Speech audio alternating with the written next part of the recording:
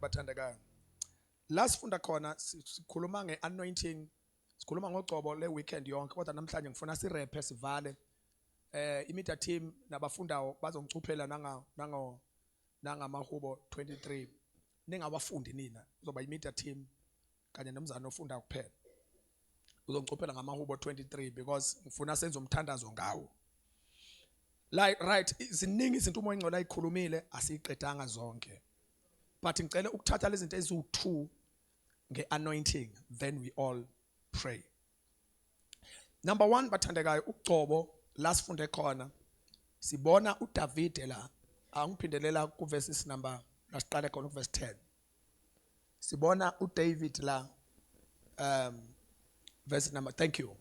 Uthi, but my horn you have exalted like a wild ox.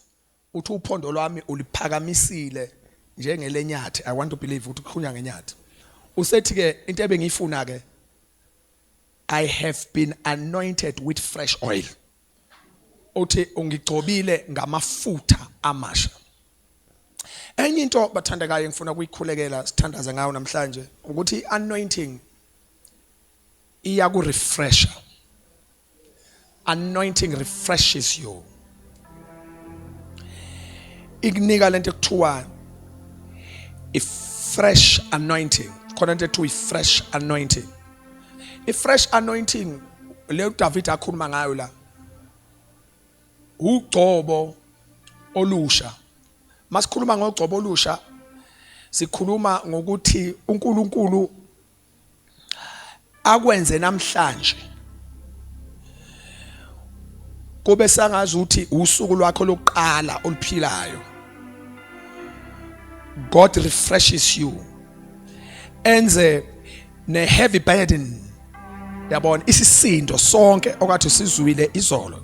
Ngifuna uqala la. uNkulunkulu asimove kube sangathi usuku olusha yuma kusuku lakho lokuqala emhlabeni. Bambani. Okunye kwesibili masikhuluma ngefresh anointing. Noma ungenza into okade uyenzile izolo. Kodwa ugcobo lwenze ibe intsha into oyenzayo. Angizwa. Kube into okade uyenzile izolo but anointing igcobe into oyenza namhlanje kube sangathi uyaqala ukuyenza. When anointing refresh you, ugqoka ingubo endala ohlala uyifaka kodwa abantu mabekubona uyigqokile kube sangazi ukuthi intsha njalo. Uhlabelela angizoze ngizwakala. Uhlabelela umhlabelelo owaziwayo. Kodwa mawusu uhlatshelelwa wena under the fresh anointing kube sangathi yathi le ngoma ngathi ngiyaqala ukizwa. Ushumayela ivesi anikho vele esontweni sikhona manje. Ushumayela ivesi elicommon elihlala lishunywa yilabo bonke abantu. Kodwa mase likhulunywa uwe kube sangathi lishasha. Akaze uhlangane nomuntu athi yazi leli ivesi ngihlale ngelifunda njalo kodwa ngathi ngiyaqala ukulizwa namhlanje. No ivesi yilo uinki yiwo ublack and white wona but ugcobo lusha. I'm here to pray. Bathandeka mana ngizwa ngizothandaza namhlanje. uNkulunkulu ugcobo umsebenzi weanointing uthi I have been anointed with fresh oil. Umsebenzi wogcobo luflasha zonke izinto ezindala. Lenze impilo yakho ihambe ekuphileni okusha. When you come as a new person, so uhlangana nabantu osuhazana nabo ngathi umuntu omusha njalo. Ugcobo li remove lethe kwi familiarity. Ayikho into ethinta wena ejwayelekayo. Abantu bengahlala nawe Monday, Friday, Saturday, Sunday kodwa still abakudeli. Ayikho into edakhuleka uba nayi relax esiyayazi into yakhe. Ngenxa yokuthi ugcobo luyakurefresha. Yazi ngizothandaza njalo namhlanje. Ngizokhulekela nje a fresh anointing. Ugcobo lusha mntaka lwenza yonke into yakhe ibentsha. Ubamba into endala mike yaphathwa wena kuthiwa ngathi intsha ke le. Funa ubambelele uma ngibambele kahle la sizokuzothandazeka. Ningizwe ngomoya bathandeka. awudingi kuphela izinto ezintsha kuphela ukuze kuvele ukuthi ungathi umunye umuntu osuhlukile. No, ungaqhamuka nento endala kodwa ugcobo. Kodwa nikhona nibathandekayo, ugcobo lu refresh. Ingakho athi uDavide ungigcoba ngoma ngamafutha amasha. Asonke sithi amafutha amasha. Enye yezinto esenza siwine ela imbusweni ukuthi uSathane asikrebe. Athi awukhuleka ngiyazi umsima ngiyamazi umbuyazi ngiyabanza kodwa nikhona niba ngiyamazi uzingelwayo ngiyamazi ubani amanga sokuthi uma usuqhamuka athi no yazi bengicaba ubani futhi manje lo ngoba bengiyijethi lo sesiyamazi kanti uNkulunkulu ukunikeza amafutha amasha. Uyazi ngithandazelana ukusuka manje kuya phambili ngithandazela inkosi every day ibilokhu refresha amafutha amasha. Lithi iBhayibheli kodwa khona nibathandekayo, lithi iBhayibheli kodwa lithi izwi lenkosi, lithi izwi lenkosi, lithi izwi lenkosi ukwethembeka kwakhe kumi kuze kube phakade. Mase lithi izwi lenkosi, mase lithi izwi lenkosi umusa wakhe awanihluphile like lithi umusa wakhe musha njalo ekseni.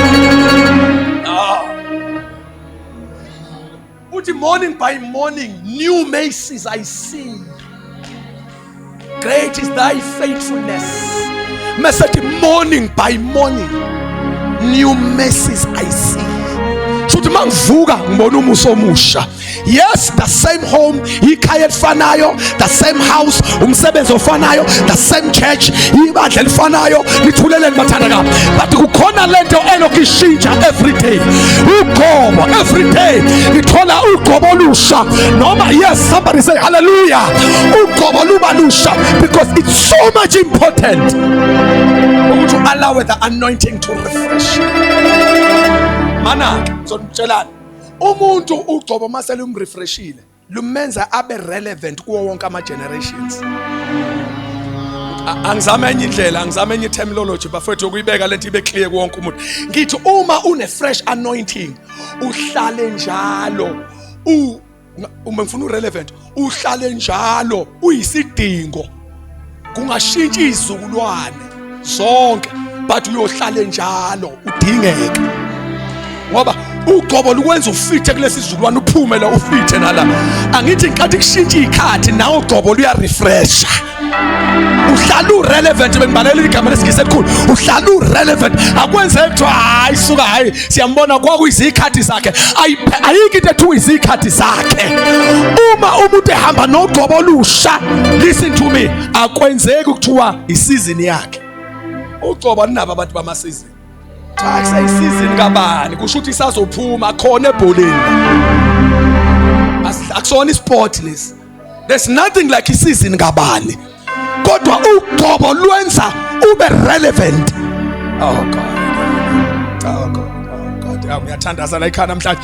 Ugcobo lwenza ube relevant. Awusali kuma changes of times.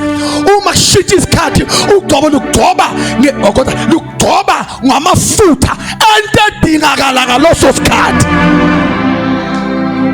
Bapha abantu be-technology. I-technology ya-updatewa. Angithi bazalwane. Ne-system ya-updatewa. Enkathi ishintsha ikhathi ya-updatewa. Same as anointing. Nogcobo lwenze njalo. Beke wathola lamafutha amasha. Enkathi kushintsha ikhathi. Yabo amandla obuhamba ngawo izolo awasafani namandla ohamba ngawo namhlanje.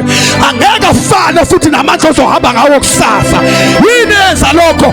Ugcobo luya-refresha.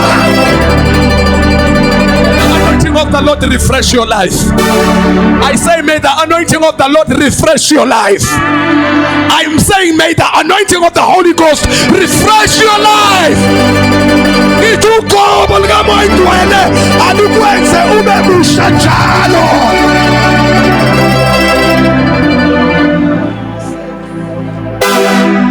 Asizukhonza nabantu abasele. Ukuthi aleli bandla lisele. Isikhathi is overtakeile sadlula. Basala bona. Let me just say this statement. I remember to ngasisho I'm closing now.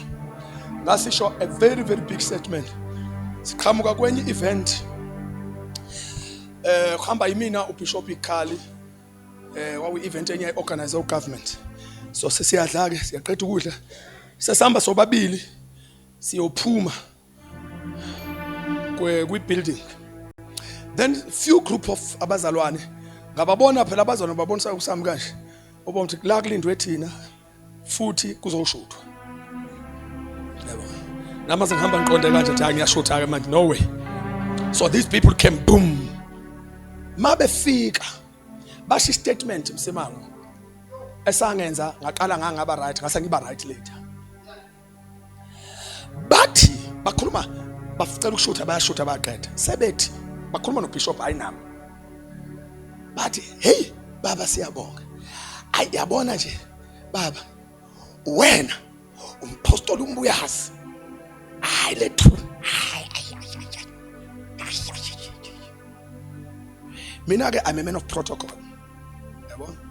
Izinto zisho uma ngihamba nobaba you should be very careful. Yabo because I'm a man of protocol.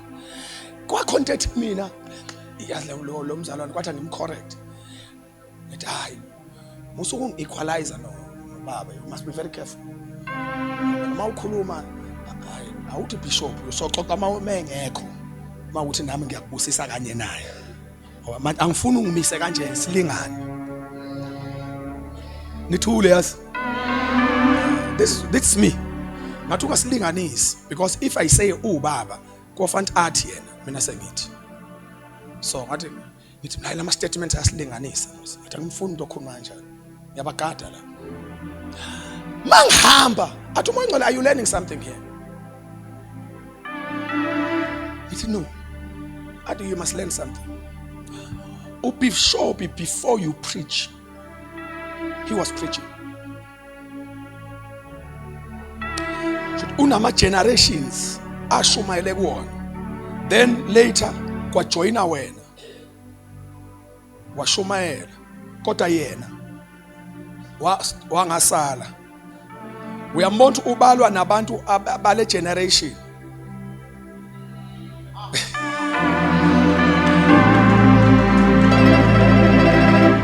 It was a conclusion. Then I said, I know, ngiyamxolelwa. What uyabona nje ubalwa nawe manje. Mina ngiphathi nendawo la. Kukhona yena uqawula. Ngiphathi nendawo. Then there's a last generation. Kunesizukulwane esinye esivukile ke after us. Esesuubaba thina kuso. Then yena ubaba. Uthi uyambona yini ukuthi la usekuyi demand. Ufika waba demand kule generation yakhe. Ningekho. Kwafika wena bengakabi bikho laba. Wanjoyina naba kwi demand no 2 nabo njengamanje sekukhona le generation still le generation ithi safuna lo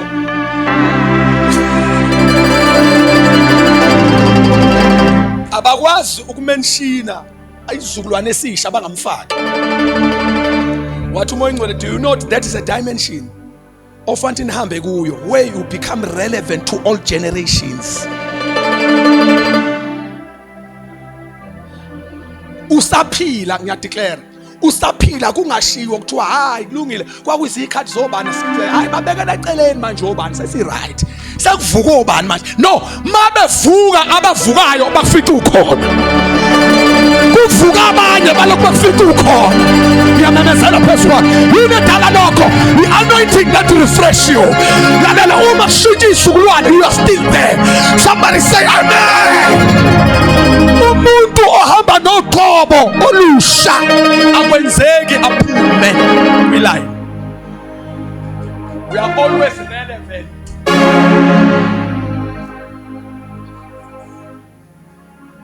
Uthi omunye umfundisi okhuluma kakhulu and okhuluma kahle.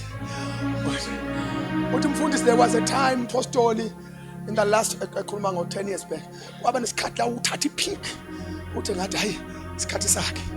Hayi nobani bavuka banyamana. Usekhuluma later on sethi apostoli yazi simanga sokuthi namanje kwasengazi ukuthi we are more going up. I think no, it's not me. It's the power of the Holy Spirit. Uma uhamba noMoyingcwele you become uMoyingcwele ukwenza ube relevant. Ngoba uqobo liyakurefresh.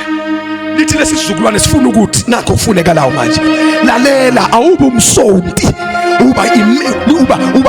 uba iservant, uba isikhonzi seyizukulwane. Awube umuntu osonta nje ngiye ekhaya bese ngiyele khona. No, uhamba umoya ngcwele ukwenza ube relevant. Kuphuma lesizukulwane udingeke, kungena leso udingeke. Ngimemezela phezu kwempilo yakho namhlanje le. Ngimemezela phezu kwempilo yakho. Ukuthi lo musa owenza abantu babe relevant, they come upon your life. Somebody say hallelujah. Somebody say amen. Last part, just sit down. Last part, then closing my service. Then long time, ma'am. Less than 10 minutes, I'm out of your face. Less than 23 Psalms. Ugobo liyam refresh umzalwane. Bese siyathandazana. 23 Psalms. Psalms 23. The Lord is my shepherd. No, funda verse number 5. Verse 5. Verse 1 come. The Lord is my shepherd, I shall not want. He makes me to lie down in green pastures. He leads me beside the still waters. He restores my soul. He leads me in the path of righteousness for his name's sake. Yea, though I walk through the valley of the shadow of death, I will fear no evil. For you are with me. Your rod and your staff, they comfort me. Come. You prepare a table. You prepare a table before me in the presence of my enemies. In the presence of my enemies. Come. You anoint my head with oil. You do what? You anoint my head with oil. Ugcoba ikhanda lami ngamafutha. Buka njalo anizwe. Sihlala phansi buhle. Ugcoba ikhanda lami. Ngani? Sesiyathandaza seshingcenye iphathi yokugcina manje anointing mase siyathandazana. Number 1, anointing refreshes you. Number 2, ugcoba ikhanda lami ngamafutha. Mase kwenzakalani? My cup runs over. Mesethi amafutha mekathelwa nje ekhanda lami aphusha ukuthi indebe yami ihlale icicile.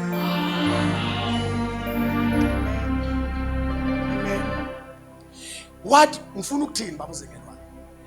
Ngifuna ukuthi ugcobo lwenza sho ukuthi liqhumisa ingcebo empilweni yomzalwane. Leya cup akushiwo okodwa bazalwana. Athi ngenze le example. Uma kukhulunywa ngecup epalace, bekushiwo la inkosi iphuza khona. Makuthiwa my cup, indebe yami. Uma kune poverty, bekuthiwa inkomishi noma icup ayinalutho. This is a sign of lack. Kodwa makuthiwa icup igcwele, uthi ke uDavide igcwala izichichime.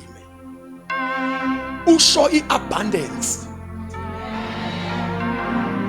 Ukuthi animzwanga mayiqala utheni sengifuna ukuthandaza nawe. Shube lihubo bekade niphume phandle maliqalwa. Uthi the Lord is my shepherd. Wayisethini? I shall not want. Usekunikeza ukuthi iphuma phi lento ukuthi angalekhi lutho. Uthi indaba yaqala mhla ikhanda lami ligcotshwa ngamafutha. Emva kalokho yonke indebe, yonke icup. Kodwa ngikhona nibathandeka. Indebe yami yaqala from that day yachichima. Ngoba lamafutha ukuthi nithule esontweni. Lamafutha anamandla okuthi ngisho ngabe thu icup bekade ingenalutho, kodwa lamafutha makathelwe ekhanda lakho ashintsha your status in Jesus name.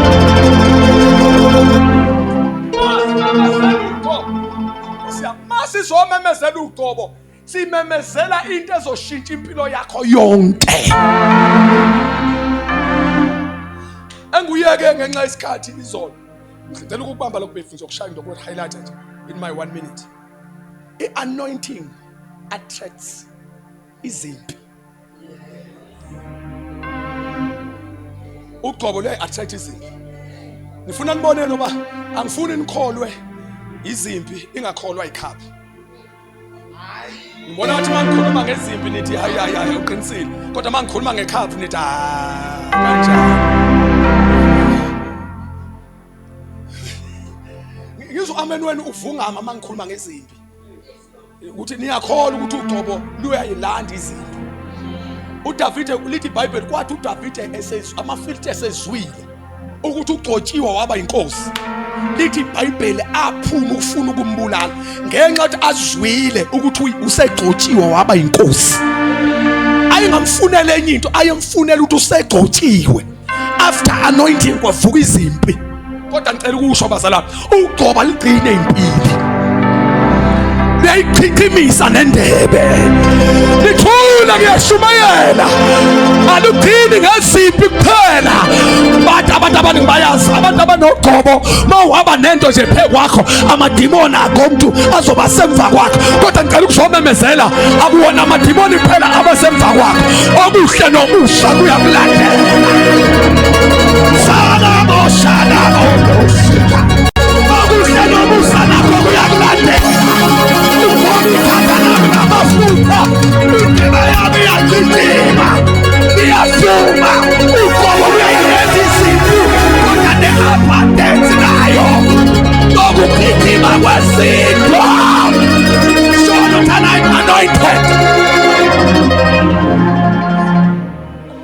Obengenyawo ngabasahlala phansi ohleli phansi asuku.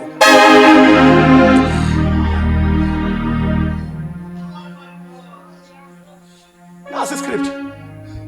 Now when the Philistines heard that they had anointed, keyword, anointed David king over Israel, all the Philistines went up to search for him, for David, and David heard of it and went down to the stronghold. So amafilisti uGcotshiwe ewenza inkosi ithi aphuma onke ayomfuna amfunela ukuthi usegcotshiwe. Futhi uqobo luyawazi ukulanda izimpi.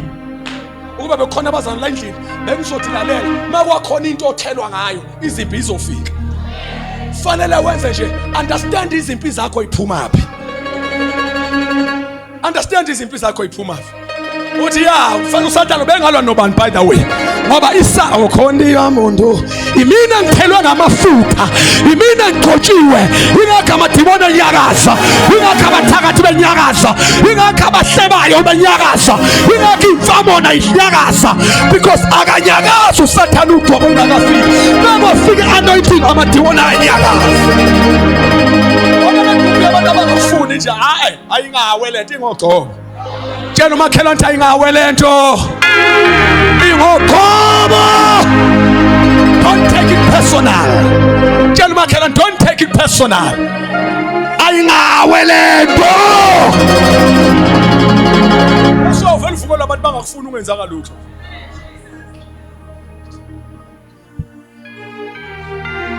Ayiba nendoda endala lapha ebandleni ubaba umbomvu kamama umfundisi ngubani.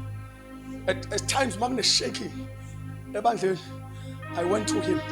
Aya kuyena wahlala phansi. Ngathi baba umbomvu umdala esontweni. uNkulunkulu ngibusisiwe. Baba umbomvu iminyaka yakhe ayishadile ilingana neminyaka yami yokuzalwa. Siyobona ngikhuluma umuntu omdala la. Aya kuyena ngahlala phansi ngathi baba umbomvu. Ngiyabona kunomnyakazi engawu understand. Ngathi umuntu omdala. Tell me. Yini ngenzela ukuthi mangitshela wena ngizoba right. Bazosaba bonke labantu confront me and say impostor. Ungangisoli ngitshela. Ungangisoli. Ungathi hey impostor lona yakanga wena. Ngoba uNkulunkulu uzokusexabana nawe. Ngitshela nca impostor. Ifala. Unyathela abazalwane. Shothi ngenzeka baba uthi uyenze ungaboni. But talk to me. Athi yabo manje I'm ready. Ungamsaba uNkulunkulu wami. Usho mina. Khuluma nami, advise me. What's the problem? Labazana abanyakazi badla kanje yini inkinga? Bathi benzani mabekhulu? Bathi ngikwenzeleni? Wathi baba uNgubane Apostle Mbuyazi. The man, old man cried. Wathi baba wangibiza ka4. Wathi baba angifuni ukuthenga ubuso bakho. USathane nje. Ngase ngithi mina ayisengiyazi. akuyona impi esuswa ukuthi khona engikwenzile. Ngangenzela ukwazi ukuthi impi yoGcobo noma impi yemistake yami. Wathi methu baba uMbovu ngathi mina baba uMbovu thank you so much ngaphinde hlupheke baba. Ngi right. Ngathi I know kune level esiya kuyona. Ngathi uSathane ubona amafutha. Yini mithambo shithapha. Akukhona level esiya kuyo. Abuya ngatshela abantwana bami. Athi bambelelani abantwana bami. Banubona umkhumbu nyakasa. Bambelelani. Nasafika ngaphesheya khona siyakhona. Somebody say hallelujah. Somebody say yeah. Elevation unokunuka izimpi ziyavuka. Atshela abazanthi bambelelana obambelela kahle ngeke ayisole masifika ngaphesheya. Athi bambelelani. Bayazomfundisa umsimamo. Now babona into engayikhuluma. Ngathi masilenda. So lenda safe. Ngathi kodwa after that the level of the church will ngeke iphindifane. Ngoba uSathane upopo uGcobo lusha. Upopo lenye level. Ufuna ifike level sesife sonke. Ngathi calm. Khosani Nkosi. Ningashumayela uJesu omixe nezinkinga. Shumayela uJesu eyinkosi yena yedwa. Ngathi ningashumayela umuntu epulpit. Akekho umuntu odeserve ukumention igama lakhe. And I silence the church. Ngathi ngamention umuntu oyedwa. Ningasho lutho kubo. Preach Christ. And I did that.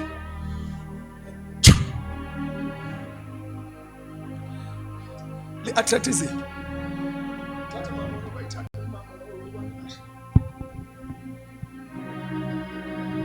Uthatha umama uyangiphuca ukuthi hey vala wena izoshiwa into yasesibulu. Bambani sithandazile babani. And another last thing is this. As much as uGcobo babzingelwayo noma mzingelwayo lulanda izinto kodwa ningakhohlwa liyayilanda neabundance.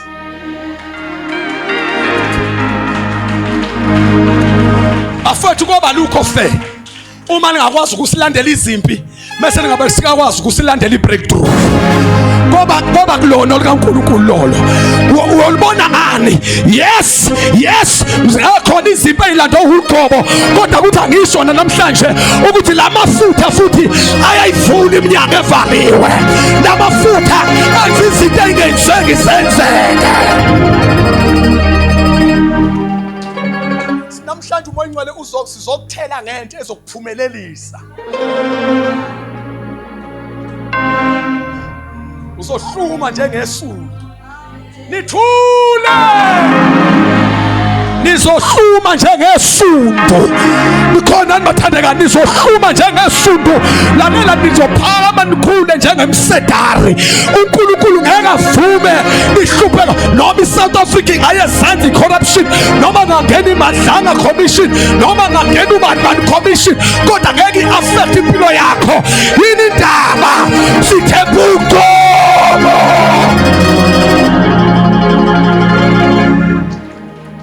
Perhaps it's understand us. Perhaps it's understand us. This thing will refresh you. It will make you relevant. Every day you shall be relevant. Alikilanga la kontu usele khona. Uzofita. Number 2 izogcwalisa inkomishi yakho le. Your cup will overflow. I say your cup will overflow. Ngithi indebe yakho izochichima. Akukhulunywa ngeruji la, kukhulunywa ngecup. La kudla khona inkosi. Indebe yakho izochichima. Ngithi your cup will overflow. Izomemesela i-overflow namhlanje. Izomemesela i-overflow ngegama likaJesu. Makwande empilweni yakho chichime. Ukoma kumfuleni yakho. Kwande empilweni yakho. Last commander Labasai. Let's lift our hands. I feel power of God. I want to lift the stage. uNkulunkulu makavula iminyango engenakuvalwa umuntu. Ngiyamemezela ukuthi uNkulunkulu makavula iminyango engenakuvalwa umuntu. uNkulunkulu makayivula iminyango engenakuvalwa umuntu. I say uNkulunkulu akavula iminyango engenakuvalwa umuntu. May the anointing of the Lord search uGcobo kaNkulunkulu malicingela indlela yokuphumelela. Yabona lento futhi ngiyangena phezu kwakho iyona yokufunela ibreakthrough. Ulalela ulandela lona uvela ungenwe idea engathi kodwa ngithuleleni bathandekayo. Unkosikazi wami came with a simple idea, something that I've never even think of. Wathi hey baba ngicela unginikeze imali ngifuna ukuyokwenza training yokuba yi-florist. Ngifuna ukudayisa imbali. Hey ngathi mina emaplazini emakhala lapha show. Akaze ngibone lonto. Akaze ngisibone isitolo saso in my life. But hey yes man. Okay, let's go for it because the passion yomuntu you allow him or her. Afake lokhuzana waya kwi training wabuya sezo. Emva lokho sathi sambe down sabona in shop. Iyayithi iyadayisa iyaqashisa. Then ngathi mama khona isitolo ngisibone lapha hamba uyoxoxa nolwamlungu isitolo wangena wafaka isitolo sakhe and waqala ukudayisa imbali from the first florist show because bonke abantu they run away because ishowe limore kakhulu ama-farm bese lidominate ama-rural areas, so everyone is thinking who's going to buy because umuntu omnyama nembali kwawena nje akazuyithenge nje eyi-1 uzubona unenkinga ngana. Listen, then mama I want to tell you ukuthi uNkulunkulu uGcobo luzokwenza uqhume ngisho endaweni ongakazuyicabanga. Then mama decided listen sengishumayela manje sengiqala ukuba mdala sengishumayela ngo-practical. Yabona ngisakhuluma i-theory kakhulu. Then mama decided to kithenga isitolo kuphela ngongena umama waqala wafaka imbali za operate yasebenza. The only thing that happened, Indians, white, njoba sila obese, Indians, coloreds, even black people asasiba undermine. Bangena entweni manje. But in the florist show.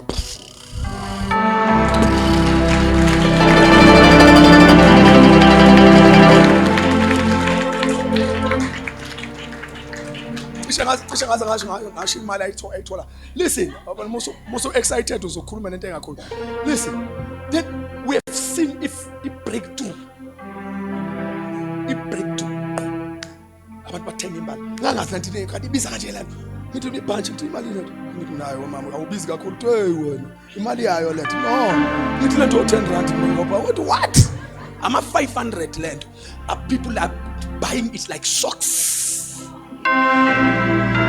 Order emva kwe-order noma kungikhipha busy phela order emva kwe-order of bangalala 24 hours. Mangithi 24 hours a minute basebenza ekseni kwaba sebusuku overnight basebenza imini the whole day baza ba break ngo 5 ntambama bengalali ibusy la yazi busy imali uNkulunkulu uyokulalela into science le idea yafakwa uGcobo lokunikeza into relevant ithi hey wena ilalisa bezizwe ilalisalo bisivusa wena uthi ayibo incebo ngena la lalela namhlanje ngizodedela into ezokufaka ekhaleni ngakuphinde uthi uyahlupheka inkosi izokuvula amehlo ubone incebo la ikhona. May the anointing of wealth be upon your life. I say may the anointing of wealth be upon your life. UGcobo lwenceba libe phezu kwakho. Iyayilanda izimpi kodwa nenkomishi yaligcwalisa futhi. Asingazi iside elilodwa bafowethu. Asivula umlomo sithandaza baba siyabonga. uNkulunkulu ophilayo. Indlela ephakathi. You are not like me. Thank you for anointing. Thank you for anointing. Thank you for anointing. Thank you for anointing. Thank you for anointing.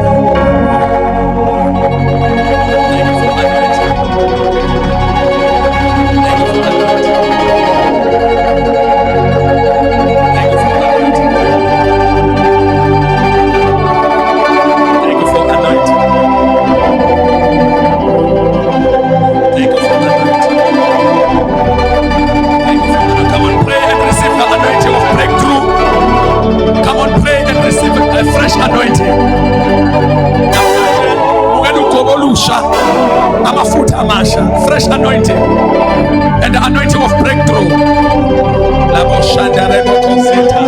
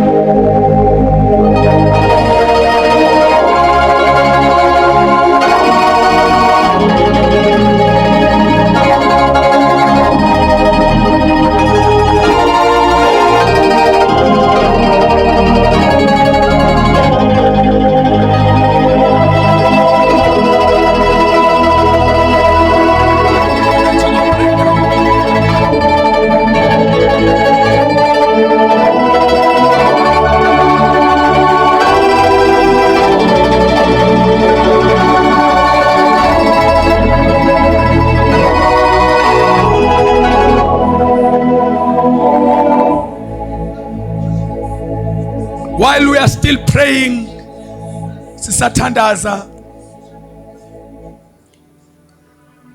ngifuna silethe umnikelo wethu in prayer tonight. I feel in my spirit that we must come and give in this atmosphere. Time is against me, but I will try by power. I will use less than 5 minutes to do this ministry. You come, you put down your offering, I lay hand, you go. Because uThumo ingcwele fanele nto ngenze impartation. There is a level umoya ingcwele uGcobo ofuna ukusibeka kuyo namhlanje. Noma ayilofuna olusibeka kuyo. I'm not just here as a preacher. There are preachers and I appreciate them. I'm here as a prophet to declare a new season. uNkulunkulu unginika ukhiye wokuzovula iminyango, igate le season entsha. You shall walk in the new dimension. Lolu Gcobo ungesabi mawubhekana nezinto, ungesabi. But after futhi kanye nazo izimba lindi seyidlula, uNkulunkulu uzogcwalisa inkomishi yakho. Ngeke weswele from today going forward. uGcobo luzoyenza indlela izokuhlanganisa abantu aba-right. Ingakho ngicela ube umuntu kamoya uyinake into eyenzeke eduze kwakho from today going forward, because anointing will attract the right people. And uzobona sokhuluma nawe enye language very soon. Ngatshela abazalwane bonani nani babe khona conference bonke abantwana bami including yourself, ngathi please preparani, kuzofanele sithole indawo evulekile for parkings, because God will provide you now. And God is doing wonders. At Johannesburg, at KZN, everywhere, people are buying cars like socks. Not only cars. Nizonyuke moyeni spiritually nikhuphuke. Umoya ingcwele uzontroduce ama dimensions amasha spiritual. Laskhonde khathopola. Kwelika moya nizonyuka ni experience amandla amasha kamoya ingcwele. Nizobona ukuthi ukusebenza kaNkulunkulu ekade nakugcina. Kodwa nenkomishi izogcwala futhi. Ngathi abantu abathi ningasho la ekhaya, ngathi inhlamba yokuthi uthwele ubuqala uyijwayela, ngoba khona abantu abakurekhode kuyipoverty, kanti ababoni isandla sikaNkulunkulu ukuthi siyakhipha manje siphuma nawe. Khona abantu abanerecord kamsimanga kunobani kabane strugglisha, kanti abazi ukuthi isandla senkosi siyakubamba siyakhipha. Bazothi lo ababuthwele tshela unkosikazi ngidriver ngihamba naye ngithi hey abantwana bami bashona kulandelana, ngathi kushona omunye umama past 2 weeks wasebandle nomdala kushona umfundisi uNtanzi manje, ngathi webuyanhlamba ezayo. Ngaloso sikhathi inkosi ivula iminyango khona into ezenzayo ebandleni, there is a breakthrough ekhaya, there is breakthrough every corner. Ngathi mina alosikhonda ngatshela unkosikazi ngathi be ready, because I sense inhlamba futhi zizokhandwa abazalwane. Ngathi ngizwe inhlamba ezizothi uthwala ngaba abafundisa umpostoli ingakho enyuke ephakama, because they don't see a reason for us ukube senyuka. Ngoba bazama ucinga ukuthi engiyini enganyusa lo muntu, unyuswa yini, ukhushulwa yini eyenza menza ukuthi kwenzeke, menza ukuthi kwenzeke, menza ukuthi kwenzeke yini edala lethu ukuthi uyacinga, bayacinga abayitholi vele bazoconclude. Futhi mabefika kimi bethi bayacinga ngizothi amafutha lento bafethu uNkulunkulu ayithele phekwe ekhanda lami izobaphekwe empilo yenu. The same anointing uNkulunkulu uzoyithela phekwe empilo yakho tonight. Just let you umnikele in a very formal way. You'll come and you'll lay my hand. Come sit. Hello mama, about time keep. Okay, ngicela senze 5 minutes kuphela bese siyasheshana. Musu umnikele lapha nokuhloko speed pot ya approve woza mama Dr. Ndazana. Woza mama. God bless you. Mawusunikelile ubeka umshiyoni umnikelo, ngicela ushunikele umnikelo ogcina la. God bless you. Ogcina ncane. God bless you. Ngicela usubeka phansi umnikelo. God bless you. Umnikelo omkhulu kabi. God bless you. Umnikelo omkhulu kabi.